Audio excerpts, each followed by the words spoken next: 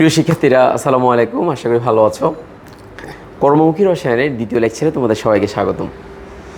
Last ক্লাসে আমরা তোমাদেরকে পড়িয়েছিলাম প্রিজারভেটিভস নিয়ে আলোচনা করেছিলাম এবং কৃত্রিম প্রিজারভেটিভ এবং প্রাকৃতিক প্রিজারভেটিভ নিয়ে আলোচনা করেছিলাম। আজকে আমরা আলোচনা করব যে খাদ্যকে কিভাবে কোডাজাতকরণ করা হয়। এই টপিক থেকে মোটামুটি একটা সিকিউ কমন পাওয়া যায়, আর বিশেষ করে এমসিকিউর জন্য এই টপিকটা অনেক গুরুত্বপূর্ণ। আমাদের যে সমস্যাটা হয় সেটা হচ্ছে আমরা প্রত্যেকটা টপিক মুখস্থ করতে গিয়ে স্ট্র্যাটেজি ফলো না করে আমরা বিপদে পড়ি। তো আমি চাইবো যে পুরো কোডাজাতকরণকে খুব সংক্ষেপে তোমাকে বুঝিয়ে দিতে।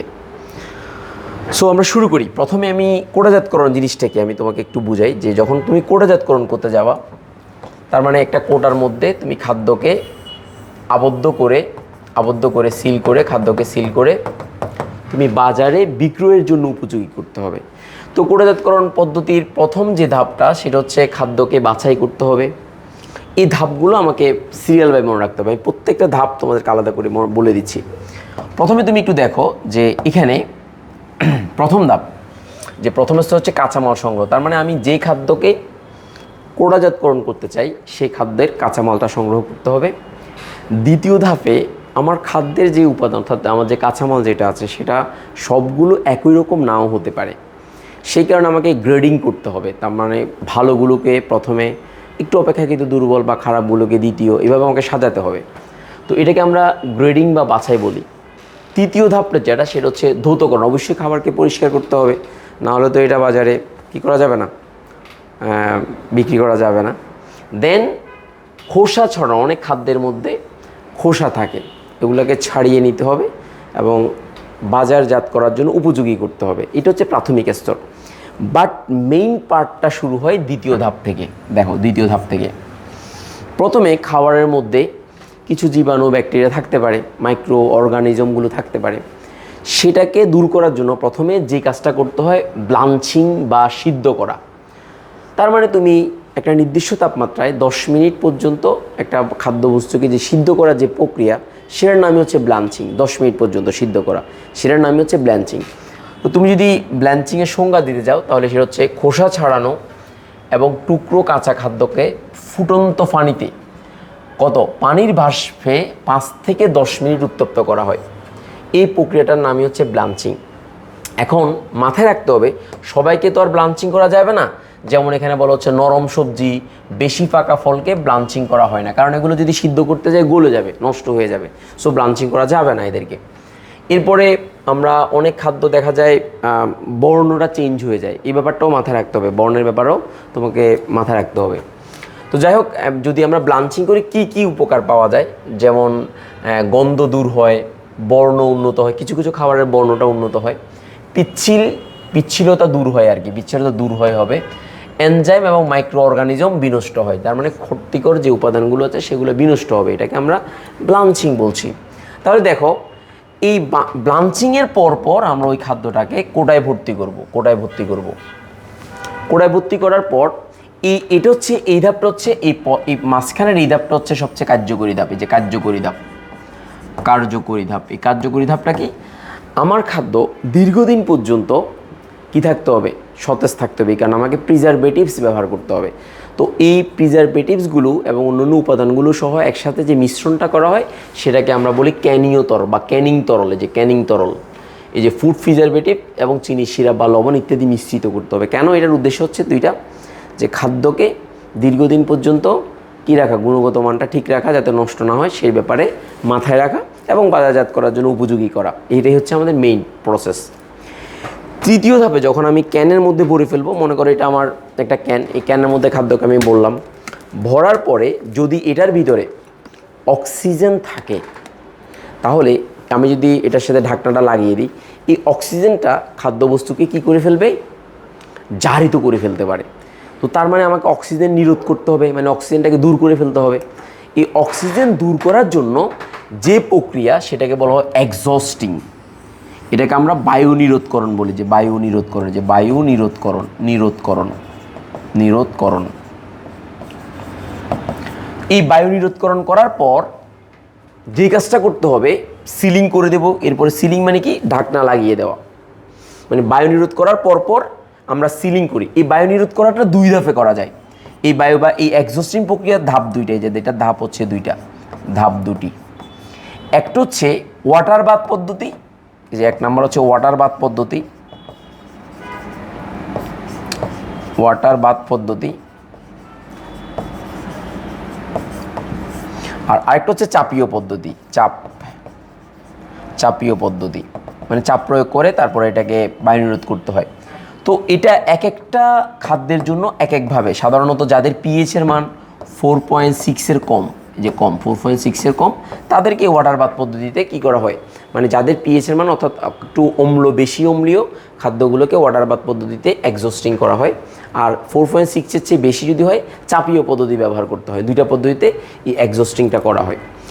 এরপর খাদ্যগুলোকে যখন আমরা রিটোর্ট করব, রিটোর্ট মানে নির্বীজকরণ, এটাকে হচ্ছে বিষয়টা হচ্ছে ঢাকনাটা লাগিয়ে দিয়েছো, ইটসোকে ঢাকনা লাগিয়ে দিয়েছো, এর ভিতরেও ক্লস্ট্রিডিয়াম বোটুলিনাম নামক এক ধরনের ব্যাকটেরিয়া পাওয়া যায়। ওই ব্যাকটেরিয়া যদি থাকে খাদ্যে, তাহলে খাদ্যে ওই ব্যাকটেরিয়া থাকার কারণে মানুষ মৃত্যু পর্যন্ত হতে পারে মানুষের। এই কারণে আমাকে যে বিষয়টা মাথায় রাখতে হবে সেটা হচ্ছে যে এই খাদ্য যেটা প্যাকেট সহ একদম ক্যান সহ, এই যে এটা সহ ক্যান সহ আমি একটা নির্দিষ্ট তাপমাত্রায় আমি এটাকে কী করবো 30 মিনিট বা 100 মিনিট পর্যন্ত আমাকে কি করতে হবে, তোমার বা মানে এটাকে তাপ দিতে হবে, সহ ক্যান সহ খাদ্যর ভিতরে। দেন এটার ভিতরে যদি ক্লস্ট্রিডিয়াম বোটুলিনাম নামক যে ব্যাকটেরিয়া থাকে, এটা যদি থাকে তাহলে সেটা মারা যায় বা অকার্যকর হয়ে যায়। তার মানে আউদিকতর নিরাপত্তার জন্য আমাকে এই রিটোটিং করতে হবে, নির্বীজকরণ করতে হবে। রিটোট করা মানে একদম ক্যান ট্যান সহ আমাকে তাপ দিতে হবে। এই প্রক্রিয়াটার নাম হচ্ছে নির্বীজকরণ বলা হয়। দেন আমি এই ক্যানগুলোকে আবার আলাদা করে নিয়ে আমি ঠান্ডা করব, তারপর লেবেলিং করে বাজারজাত করব বা গুদামজাত করব, দ্যাটস ইট। এই প্রসেসটা প্রত্যেকটা খাদ্যের জন্য প্রযোজ্য। তাহলে প্রথমে একটু খেয়াল করো, প্রথমে খাদ্য বাছাই করলাম, কাঁচামাল সংগ্রহ করলাম, বাছাই করলাম, কাঁচামাল সংগ্রহ করলাম, ধৌত করলাম, টুকরো করলাম, এরপর হচ্ছে ব্ল্যাঞ্চিং করলাম, প্রাথমিকভাবে যে জীবাণু মাইক্রো অর্গানিজমগুলো নষ্ট হয়ে গেল, তারপর কোটায় ভর্তি করলাম, ক্যানীয় তরল দেবো। এই ক্যানীয় তরলটা আমি সাজিয়ে দিছি তোমাকে কীভাবে করব। দেন এবার প্রিজারভেটিভ দেবো, দেন এবার এক্সস্টিং করব, বায়ু নিরোধকরণ করব, দেন এবার আমি এক্সস্টিং করার পর ঢাকনা লাগিয়ে দেবো। সিলিং করা মানে ঢাকনা লাগিয়ে দেওয়া, সিল করা।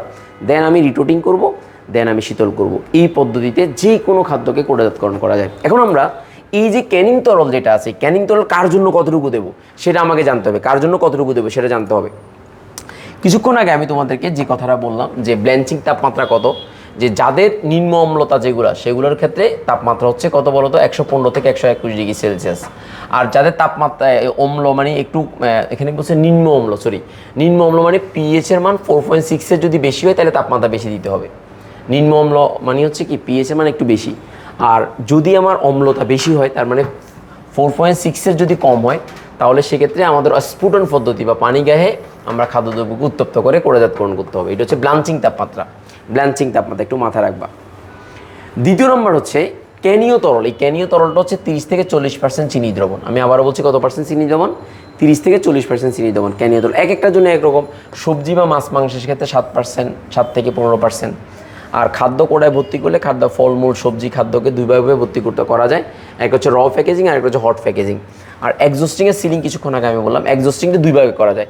একটা হচ্ছে পানি স্ফুটন পদ্ধতি, অধিক অম্লযুক্ত, তার মানে অনেক বেশি অম্লীয় যদি হয় তাহলে এটাকে পানি স্ফুটন পদ্ধতিতে কী করতে হবে, এক্সস্টিং করতে হবে, কিছুক্ষণ আগে আমি বললাম। আর যদি অম্লত্বের পরিমাণ একটু বেশি মানে একটু কম, মানে এখানে খেয়াল করো, অধিক অম্ল মানে কি পিএইচের মান 4.6 কম, আর কম অম্ল মানে হচ্ছে পিএইচের মান 4.6 বেশি। এই ক্ষেত্রে আমরা তাপমাত্রা দেব, যে এখানে দেখো এক্ষেত্রে যদি বেশি হয় তাহলে সেক্ষেত্রে আমরা কিছুক্ষণ আগে বললাম চাপীয় করা যায়, যে চাপীয়করণ, এক্সস্টিংয়ে চাপীয় করে যান, তাহলে সেক্ষেত্রে মানে চাপীয় পদ্ধতিতে আমি তাকে এক্সস্টিং করব। তো এটা হচ্ছে সবজি মাছ মাংস দুগ্ধজাত পদার্থ এগুলোকে সংরক্ষণের জন্য এটা দরকার হয়। আর এক্সস্টিং তাপমাত্রা হচ্ছে 82 থেকে 100 ডিগ্রি সেলসিয়াস এক্ষেত্রে। আর এটার সময় হচ্ছে 10 মিনিট।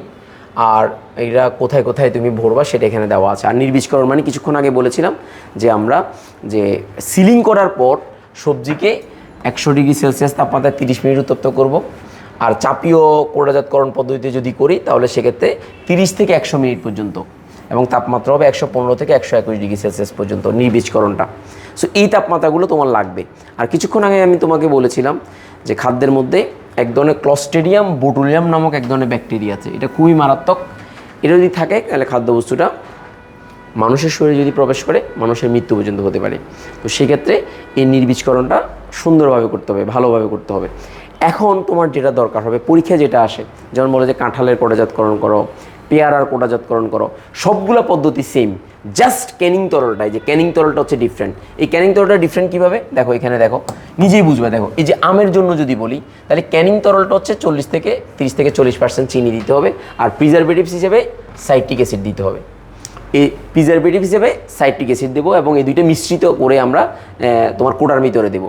আর এক্সজস্টিং যে তাপমাত্রা, দেখো এমনি অনেক বইতে প্রাথমিকভাবে লেখা আছে 82 থেকে 100 ডিগ্রি সেলসিয়াস তাপমাত্রা, কিন্তু আলাদা আলাদাভাবে যে হাজারি স্যারের বইতে, যে হাজারি স্যারের বা বিন্নু স্যারের বইতে আলাদা আলাদাভাবে যখন এগুলোর কোটাজাতকরণ করে লেখা হয়, তখন কিন্তু এই এক্সজস্টিং তাপমাত্রা 85 ডিগ্রি সেলসিয়াস আর রিডোটিং তাপমাত্রা 100 ডিগ্রি সেলসিয়াস। তো অলমোস্ট সবার ক্ষেত্রে সেম, দেখো সবার ক্ষেত্রে অলমোস্ট সেমই, যে একদম সবার ক্ষেত্রে সেম। দেখো এই সাইট্রিক অ্যাসিড শুধুমাত্র পেয়ারার ক্ষেত্রে, এটাকে পেয়ারাটাকে একটা এক্সট্রা চিহ্ন দাও, 10% চিনি, আর এখানে 0.06% সাইট্রিক অ্যাসিড এবং অ্যাসকর্বিক অ্যাসিড। এরপর দেখো অ্যান্টিঅক্সিডেন্ট রূপে দেওয়া হয়। এরপর দেখো কাঁঠালের জন্য ডাইরেক্ট 40% চিনি এবং 0.25% সাইট্রিক অ্যাসিড, এগুলো সেম অনেকটা। বাট এই ক্যানিং এক্সজস্টিং তাপমাত্রাটা অলমোস্ট সবার জন্য, এগুলোর জন্য সেম। আবার দেখো এটার জন্য সেম, এই যে টমেটোর জন্য, দেখো টমেটোর জন্য, বাট টমেটোর জন্য 10 থেকে 5% 10% লবণ এবং 5% চিনি। আর মটর সবজি বা কচি ভুট্টা এগুলোর জন্য 2% লবণ 5% চিনি, বাট এটার জন্য কোনো প্রিজারভেটিভ ব্যবহার করা হয় না, এগুলোর জন্য কোনো প্রিজারভেটিভ ব্যবহার, এটাই দিলেই মোটামুটি প্রিজারভেটিভের কাজ করে, মানে এটা দিলেই মূলত প্রিজারভেটিভের কাজ করে। দুটো মিলে অ্যাকচুয়ালি মূলত ক্যানিং তরল একসাথে, এগুলোর মিশ্রণটাই হচ্ছে একসাথে। তো সো এখানে আলাদা করে বাড়তি কিছু আর দেওয়ার দরকার নেই। কচি ভুট্টা, মটর, টমেটো, মাছ এবং মাংসের জন্য এগুলো দেওয়া হয় না, এগুলো দিলেই হয়ে যাবে। সো এখানে তাপমাত্রা যে ব্যাপারটা, এক্সজস্টিং তাপমাত্রার ব্যাপারটা অলমোস্ট সবারই সেম। দেখো 85 থেকে 100, 85 থেকে 100। বাট এখানে যে রিটোটিং তাপমাত্রা, এই দুইটার জন্য একটু বেশি, একটু মাথায় রাখবা, এই দুইটার জন্য একটু বেশি। সেটা হচ্ছে কী বলতো, সবজি মটর এগুলোর জন্য একটু তাপমাত্রা বেশি লাগে। এরপর হচ্ছে মাছের জন্য 121 ডিগ্রি সেলসিয়াস তাপমাত্রা এবং মাংসের জন্য, তার মানে অলমোস্ট এগুলোর জন্য একটা ছাড়া, টমেটো ছাড়া, যেহেতু টমেটো নরম প্রকৃতির, এই কারণে তাপমাত্রা কম দিলেও হবে। বাট অন্যগুলোর জন্য 121 ডিগ্রি সেলসিয়াস তাপমাত্রা তোমাকে রিটোটিং তাপমাত্রা দিতে হবে। তাহলে তুমি দেখো প্রত্যেকটা জিনিস সেম। প্রথম হচ্ছে বাছাই করলাম, তারপর হচ্ছে টুকরা করলাম, তারপরে ব্ল্যাঞ্চিং করলাম, তারপর ক্যানিও তরল এবং প্রিজারভেটিভ একসাথে দিলাম। দেওয়ার পর দেন আমরা কী করবো, এক্সজস্টিং করলাম, বায়ুনিরোধকরণ। দেন এবার সিলিং করলাম। সিলিং মানে কি, ঢাকনা লাগিয়ে দেওয়াকে সিলিং বলা হয়। সিলিংয়ের পরে দেন ওই সহ, মানে কোটা সহ আলাদা করে আমি তাপ দিলাম, এই তাপটা হচ্ছে রিটোটিং বলা হয়। এই এক্সজস্টিংটা দুইভাবে করা হয়, একটা হচ্ছে চাপীয় পদ্ধতি আর একটা হচ্ছে ওয়াটার বাথ পদ্ধতি।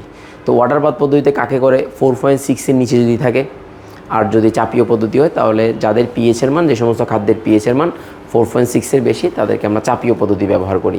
সো এইভাবে আমরা খুব সহজে খাদ্যকে আমরা কী করতে পারি, কোটাজাতকরণ করতে পারি। আর এটা এমসিকিউর জন্য তোমরা বিশেষ করে মেডিকেল অ্যাডমিশন টেস্টের জন্য তোমরা কোনটা পানি শতকরা পরিমাণ, চর্বি, তারপর হচ্ছে কোনটাতে কার পরিমাণ কী, সেটা খুব সহজে এখান থেকে পড়তে পারবা। এটা এমসিকিউর জন্য লাগবে, বাট এমনি নর্মালি মুখস্থ করার দরকার নাই।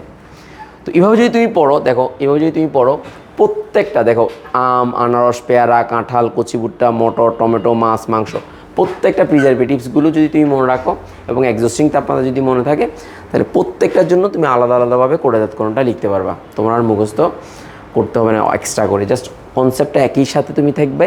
এইগুলো যদি তুমি সুন্দরভাবে লিখতে পারো, তাহলে তোমার জন্য কোটাজাতকরণটা অনেক সহজ। আজকে এতটুকুই। আগামী ক্লাসে তোমাদেরকে সাসপেনশন এবং কোয়াগুলেশন নিয়ে আলোচনা করব। ধন্যবাদ সবাইকে। আসসালামু আলাইকুম।